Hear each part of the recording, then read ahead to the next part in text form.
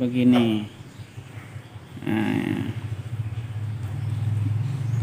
kalem nyantai tuh, insyaallah panas akan turun. Begini guys. Nah, setelah diginiin diurut begini, kalau enggak ada yang kerasa ngeganjel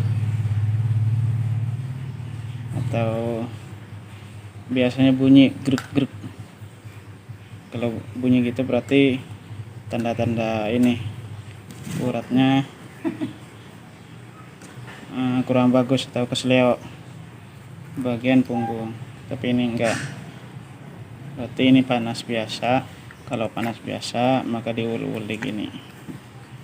Nah, begini guys, pelan-pelan aja, kiranya anak enggak kerasa sakit. Nah, nih guys.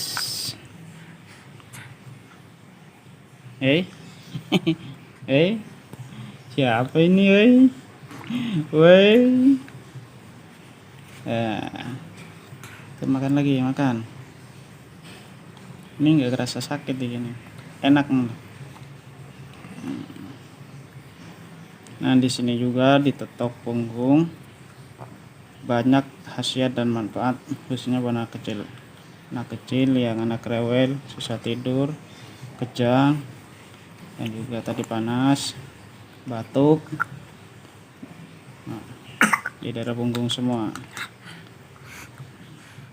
Untuk mengetahuinya, bagaimana cara untuk menotok penyakit-penyakit lainnya, ini cuman yang saya share untuk keluhan batuk, pilek, panas doang. Ya, di sini di belikat bagian kanan. Nah,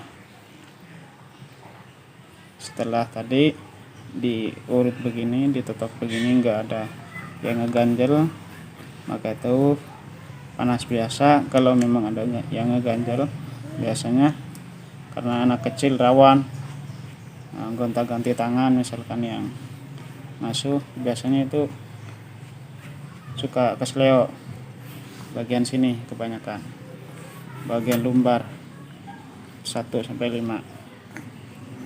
atau bagian sini kadang-kadang. Ya, untuk mengetahui lebih lanjut, yang paling penting adalah kejang-kejang, maka tonton terus video saya. Jangan lupa subscribe, like, and share, dan komen. Sudah, akhir daripada saya. Assalamualaikum warahmatullahi wabarakatuh.